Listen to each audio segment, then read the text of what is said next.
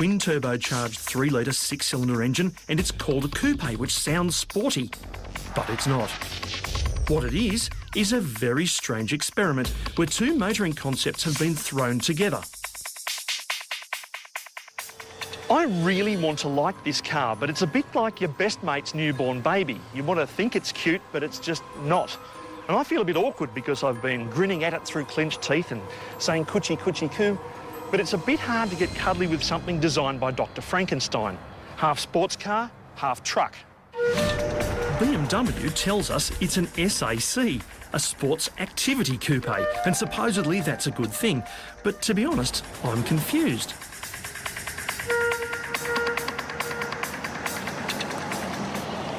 You see, historically, getting a sports car owner to buy a four-wheel drive was like getting Snoop Dogg to give up the weed. It's never going to happen. So for BMW to attempt to create a new market from the odds and sods of two historically distinct camps is nothing short of pretty bloody major. So far, I'm not convinced. But hang on, to be fair, I've hardly driven the thing.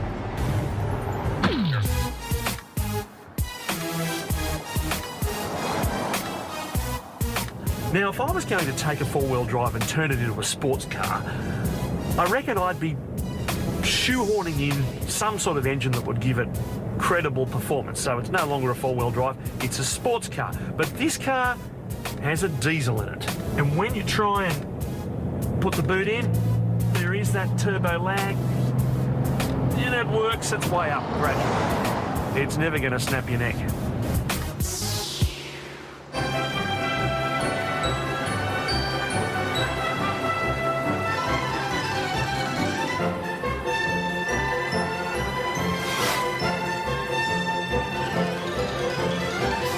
It is a bit of a head turner. Are people looking at me or looking at the car? Both pretty unusual, I think. So far, there's much more four-wheel drive in this car than there is sports car, and it makes it pretty heavy around town. Here's a parking spot. Let's see how we go. Right. Typically, this is like a sports car. It's got appalling vision through the rear window, and now I'm looking, I can hardly see. It's like, I can imagine this is how Ned Kelly must reverse, because there's a little slit. It's like looking out of a post box.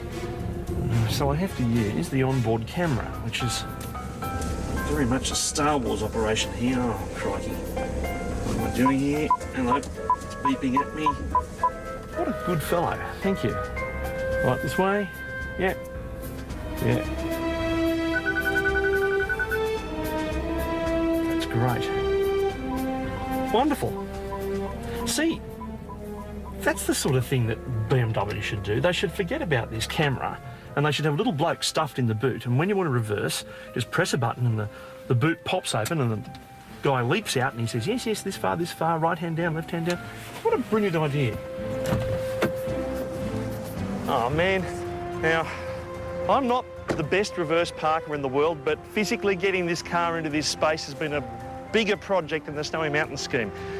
The visibility's rubbish, I can't use the onboard camera, and somehow or other I've eventually got to get this car out of here.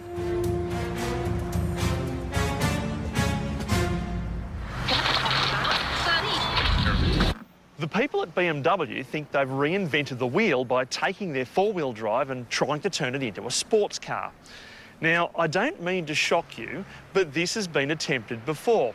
And if you don't remember it, there's probably a good reason why. Because it was an absolute flop. Meet the Suzuki X90, a triumph in nothing. This was the X6 of '96. Its name eerily not dissimilar to BMW's latest incarnation. It's part beach buggy Jeep, part coupe, and all mistake. But again, I'm scratching my head thinking, maybe the X90 was just ahead of its time. Maybe the X6 is the car from the future for the now, but the X90 was the car from the past that wasn't the future. I was spinning out and I needed to clear my head. It was time to climb a mountain.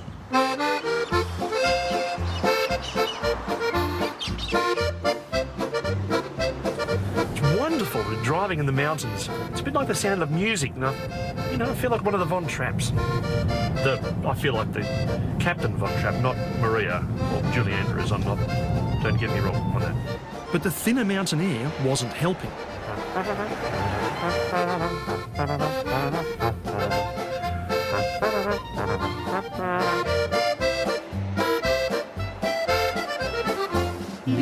Ah, we are going up the hills. Es blühen alle Blumen im schönen Monat Mai. Yeah, it's very good up the hills, yeah. Bis in den 7. Himmel, dort ist ein In the Plätzchen Alpine stuff. in allen meinen Gliedern macht es zuck, zuck, zuck. How does it handle? It handles very well. And so it should, because the X6 has a world first, DPC, Dynamic Performance Control. Simply, it gives torque to an outside wheel in a corner, while still giving torque to the inside wheel. Just trust me, it works. And these great big tyres that make the thing so cumbersome around town are great on a nice windy bit of road. Really great. Surprisingly, this 3-tonne car has excellent manners. The X6 is great at holding the road because it has a low centre of gravity, but this is where the whole shaky marriage between off-road vehicle and sports car becomes unstuck. So there's a compromise here. You either have a low centre of gravity or ground clearance. And this car doesn't have any form of adjustable suspension. So when I start to go off-road, I need to approach this embankment. Listen to that. This is an off-road vehicle. Everywhere I want to go, there's something beeping at me. Okay, I just go here, take it gently at an angle so I don't bust off the spoiler, because the spoiler's only about this far off the ground.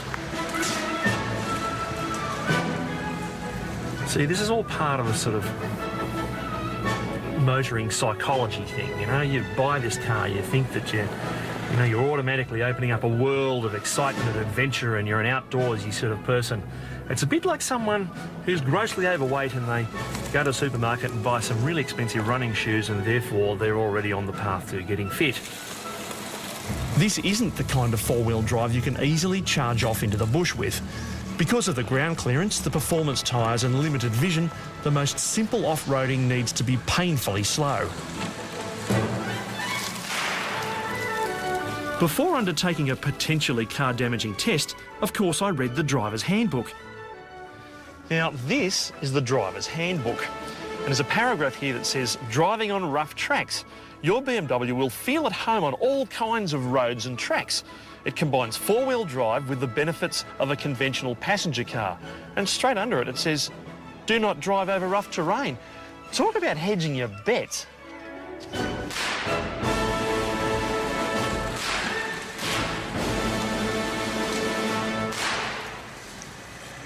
I'd spent a whole day driving the X6 around, attempting to understand it from the inside out, but I'd been missing the point. It was never going to be a road test that would help me understand this car.